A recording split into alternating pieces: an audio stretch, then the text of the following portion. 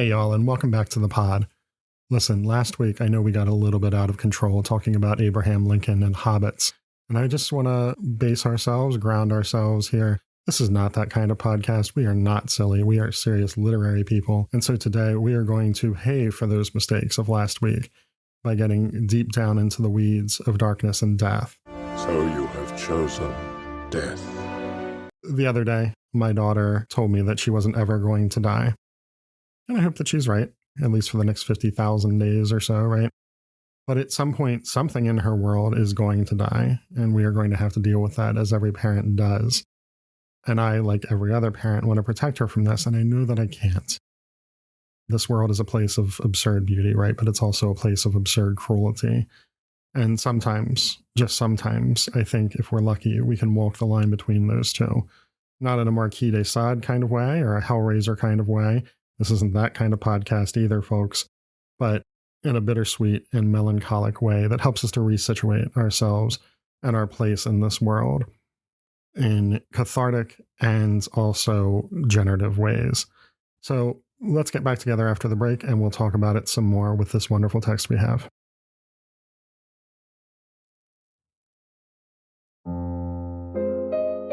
Welcome to Toddling the Stacks, a human-produced children's literature podcast for adults. I'm your host, Sean, an award-winning educator with a PhD from Princeton English. In my professional life, I think a lot about the Victorian, the environmental humanities, and the history of the book. But in my personal life, I'm the father of a toddler, and she reads hundreds of books a year. She's taught me that everyone should be reading picture books, and this podcast will show you why.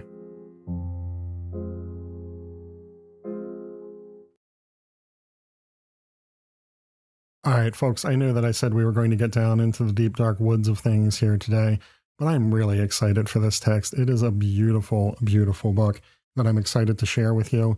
I am unfortunately also going to have to share with you the fact that it is out of print and not especially available online. It is not available in the Internet Archive, so unfortunately you'll have to rely on our show notes for images, which will be at www.toddlingthestacks.com. And if you want a copy, I would try to get one soon because they seem to be scant on the ground. But today's book is called Hubert and the Apple Tree. It is one of those random books that Adeline picked out. And again, I don't really understand these processes, but this one has to be something with her height and like a part of the library that she likes, because she has picked out another work by this author who is Bruno Heckler called What Does My Teddy Bear Do at Night? I didn't even recognize this relationship. I didn't recognize that we had already read a book by this guy until I was putting it into our spreadsheet, because these are very different books. Heckler is a German artist, and if this is a translated work, and What Does My Teddy Bear Do at Night has very real issues of translation, while Hubert and the Apple Tree certainly does not, which we'll get into more today. But I'm getting ahead of myself. Today we're going to be looking at Hubert and the Apple Tree. Again, words by Bruno Heckler and illustrated by Albert Risler. Let's talk a little bit about just what this book is. This is, as the title might suggest to us, a story about Hubert and his apple tree. And it's a story about the seasons of a man's life, and it is a story about the seasons of a year mapped on to one another. And we see Hubert from the very beginning as a young man in the prime of his life, or in the spring of his life, lazing about underneath this apple tree, daydreaming and even thinking about his younger days in his infancy, when he was a child under this tree trying to stay outside after his mother had called him. And then we slowly progress throughout his life into his middle age, into his older years, and then slowly until he becomes a very old man and dies. The tree does the same thing. And the apple tree is well chosen here because apple trees have a lifespan that is roughly commensurate with humans. The tree starts out as a very beautiful tree that is much beloved by the neighborhood that Hubert is in, and grows, slowly produces less fruit, until one day the unthinkable happens and it's struck by lightning.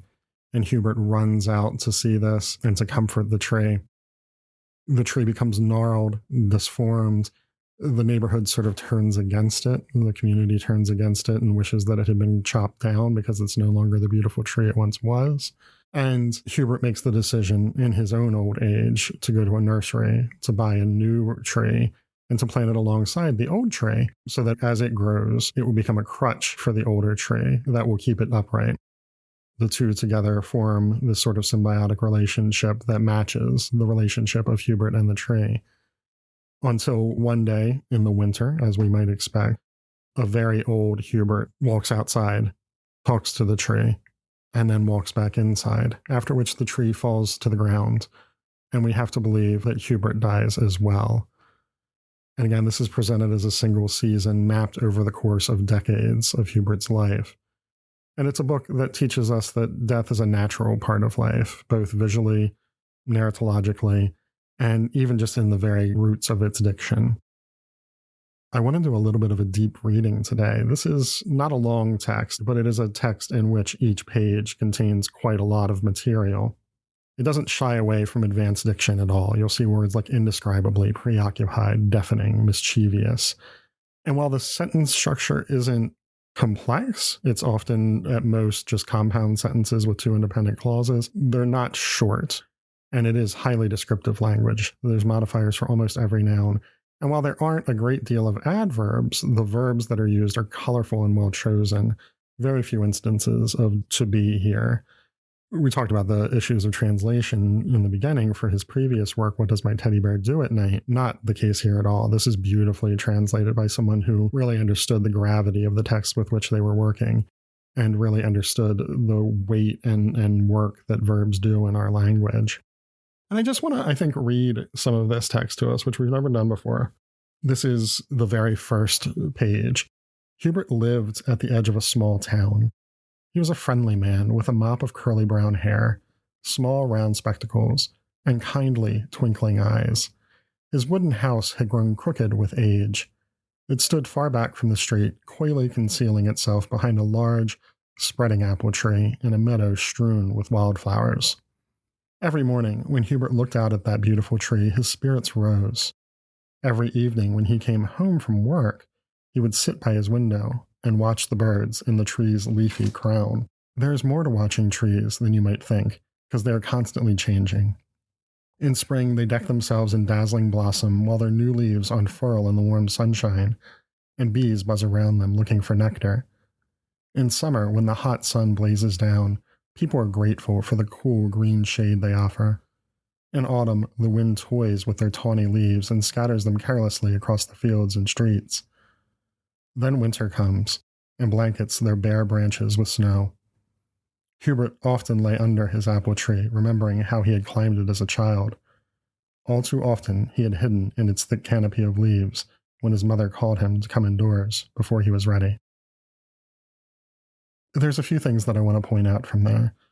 First, and this is a little bit of a generic staple, but we start off in the past tense. Hubert lived at the edge of a small town. He was a friendly man. So from the jump of this book, just like in Nabokov's Lolita, we know that Hubert, just as we knew that Dolores Hayes, is dead. Now, as I say, this is standard for the genre. We often present in this tense. And so we shouldn't be surprised by that, and children won't be surprised by that. But it is a stark reminder from the offset that the person with whom we will be spending these next few pages has already passed. And then we move on to these descriptions, the lush vocabulary that's being employed here. One of the things that I want to look at here is Hubert's hair, this curly mop of brown hair. And I always tell my students, if we want to think about meaning more deeply, one of the ways that we can do it, if it's not readily apparent to us, is by asking ourselves, well, what if the author did it differently? So let's ask ourselves, if rather than a mop of curly brown hair, Hubert had a closely cropped head of straight hair in any other color, say he's a brunette or that his hair is black, what would that change for us?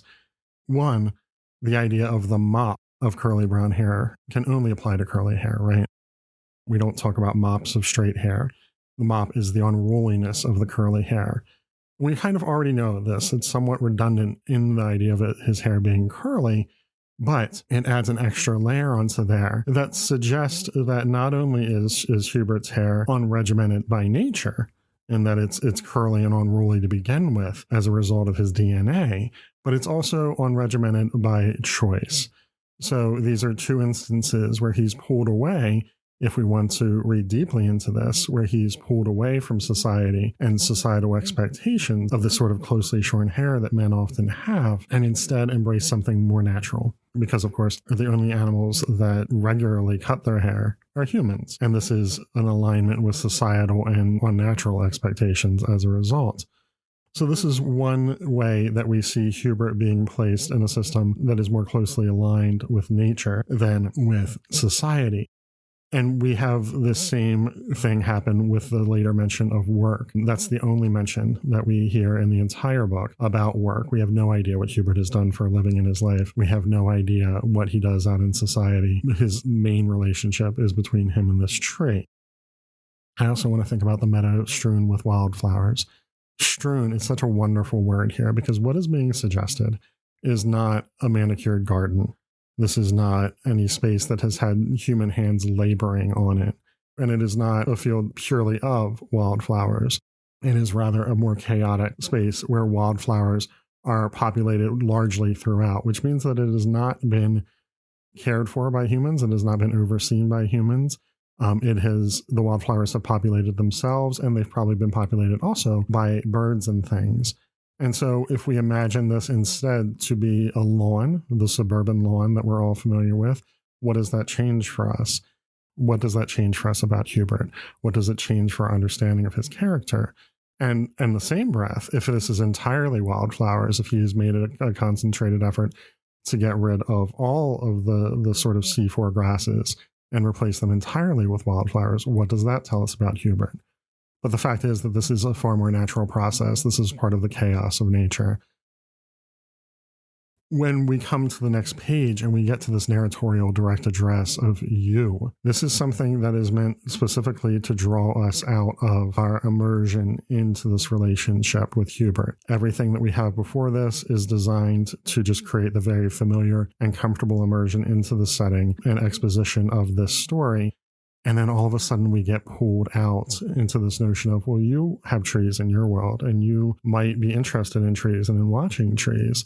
I want you to be thinking very intensely about this. I want you to realize that this is also a story about you and your relationship to the natural world. And it's just two instances of this really acute way that the diction of this story is aimed at creating a relationship with nature that is predicated on death being a natural part of life without ever once mentioning death. Just the fact that the fields are strewn with wildflowers is a natural process, and dying is part of this natural process. The fact that Hubert's hair and the growth of his hair is a natural process, and Hubert is fine with this process. All of this foreshadows the ways in which Hubert will encounter the reality of his death later on. But there's also quite a lot happening in the world of art, and I'm a firm believer that part of the magic of picture books is that they combine these two to create a world that neither the art itself nor the text itself could create on its own. The very first image that we see in Hubert and the Apple Tree is of a bird flying high in the sky above a bike path. This really does remind me of Bergman's The Seventh Seal. It gives us our perspective the same way that the bird flying above in The Seventh Seal does, but it reminds us in the same time of that verse from Matthew 10:29 about not a single sparrow falling to the ground without our Father knowing it. And yet the sparrow still falls. Just a reminder of the transitory nature of life and a resituating of ourselves on the planet as a part of that from the very jump in the end papers of this text before we've even entered it. In talking about this art, I had a lot of conversations with multiple friends because I was having trouble placing how it was constructed, and unfortunately there are no helpful notes in the copyright notice. But what we tended to agree on is that this is some combination of pastel and colored pencil, probably at times on colored paper. And what this has given us is something that's excellent at capturing motion. It's excellent at capturing contrast and allows the layered colors to happen. It just gives us total control over every single color on the page, which invites analysis. If we have that total control over every single element, then everything that we see has to be intentional. And man, did they go full force with this. Every single page of this is a full bleed spread containing an image of Hubert and his apple tree.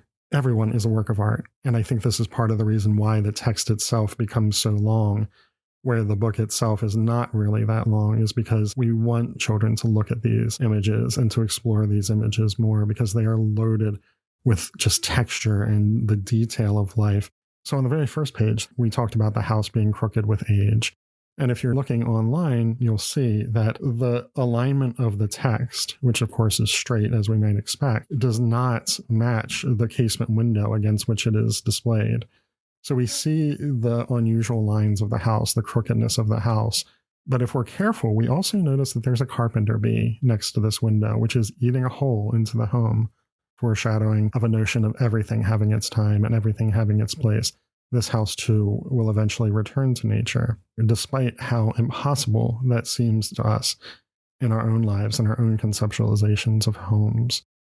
And so I said that every one of these pages contains an image of Hubert and his apple tree. And that's not actually true. There are 3 moments where this doesn't happen. And anytime that we have something like that, these moments of slippage, these are wonderful opportunities for analysis. So there's 3 areas are 1, a time when passersby are noticing the tree and remarking on its beauty. Hubert does not appear in this. This is just the passersby and the tree. The passersby at this time are in their prime and they're walking a young dog. And in the background, we see scaffolding starting to happen for a high-rise building. The next time that we'll see them, Hubert is in the frame, but they themselves are significantly older. Their dog is decrepit with age, and a fully formed high-rise building is in the background. So this is one moment of slippage where we see the advancement of time and the change for everyone that's happening. The landscape, the dog, the people. No one is immune to this. The next moment, the second moment of the slippage, is in the penultimate page, where Hubert has gone out to the tree and whispered to it and then returns home. The only thing that is there, the trace of Hubert's footsteps in the snow. Hubert does not appear in this frame either, just the tree which is laid down and the footsteps returning to the home. And this, I think, is our strongest evidence that Hubert, of course, has passed. Here again, we have this notion of no one being immune to time. The final slippage is in the end papers themselves. We already talked about the first one, which has the bird flying overhead. The other end papers, the ones at the end of the text, are simply apple blossoms, beautiful, twinkling apple blossoms displayed in a wonderful pattern that divorces us completely from the text and allows us to move on. This gives us a view of life as a kind of veil, and I want to thank my friend Tyler for this specific image, which I think is quite poignant and beautiful and really resonates here. Life is a kind of veil that opens and closes around us, on either side of which we have no understanding. We have that which existed before we were born, and about which we have no knowledge. And we have that which exists after we die, about which we have no knowledge. And we have, in between, the vivacity and the fullness of life, the impossible beauty of life, that has to be marked by its end, which is always already there from the moment of its inception. And this, I think, is a wonderful way to conceive of death, to imagine death, and to revoke the terror of death, to remove death's power from us. I originally posited this as a picture book for adults, and I still think it is. I think this is certainly a picture book that adults should read. I think this would make a wonderful coffee table book if coffee table books are your thing. In fact, it may become a coffee table book for us, even though we don't really have a coffee table. But I think it's also for kids, just in a more rarefied way. When is this going to be needed? When is it going to be something that they'll be receptive to? That's what I mean by rarefied. There aren't a lot of chances here for this to happen, but if they're dealing with something like the slow death of a parent, if they're dealing with something like the slow death of a grandparent, which is hopefully the most likely scenario in which this will occur, but it isn't the only one, of course, but if they're dealing with an impending death that they know is going to happen, I think this text offers a wonderfully cathartic way to conceive of it. And it's something that may even be cathartic or relaxing to them at bedtime because it doesn't deal directly with the notion of death. It doesn't force us into these very overly pedantic or heavy-handed notions of grief. It simply gives us a life, a beautiful life, that comes to its natural end. And I think that's one thing that children need out of children's literature. We talk so much about what children want in children's literature, but as far as what they need in children's literature, examples of how to deal with a world that's too large and too real for them, is something that certainly has to be a need for them. I think this is a text that helps to teach us how to be human. I guess part of what this entire reading has suggested is that there's a binary that's built into us from birth, that we are somehow different from the environment, that we are somehow different from the physical world, that we are somehow above it. This is a lot of the work that my dissertation did, but I think that it's just operant everywhere, that somehow human beings have dominion over the world, and in that dominion that we somehow are not constrained by the world itself. And we see the disastrous results of that in our everyday lived lives, right? But death is the thing that obviates that boundary for all of us. Everyone dies, and there's not a damn thing we can do about it. And if we can find ways from a very young age to give children alternative ways of understanding the world, of placing our own lives back into nature, then I think that this lesson is one that can open up doors to that bittersweet beauty with which we opened, that melancholy, and allow us and our children to live more intentional, impactful, and more grounded lives than we might otherwise have done. That these moments in between, these sparks of impossible beauty, these seasons with our apple trees, are worth everything, are worth the pain that they invite, and are worth the losses that we incur along the way. And if we can learn that from a young age, I think that this can resituate our thinking all along and have death be something that we are not terrified of. That is bittersweet and melancholic, yes, but that is also just a fact of our living and another process through which we must go. I warned you that this was going to be a tough one, folks, that this was going to be a dark one. But as always, thanks for listening. Stay safe. Get your kids to the library and keep on reading together. Bye, y'all. This has been Toddling the Stacks. Make sure to subscribe on YouTube or your podcatcher of choice for new episodes every Monday, and follow us on Insta, Blue Sky, and Facebook for the latest updates.